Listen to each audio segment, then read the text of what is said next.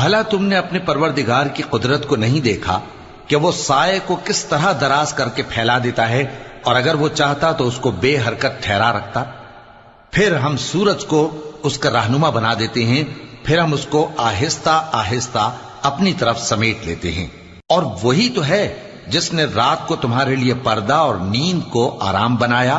اور دن کو اٹھ کھڑے ہونے کا وقت ٹھہرایا۔ اور وہی تو ہے جو اپنی رحمت یعنی مے کے آگے ہواؤں کو خوشخبری بنا کر بھیجتا ہے، اور ہم آسمان سے پاک نتھرا ہوا پانی برساتے ہیں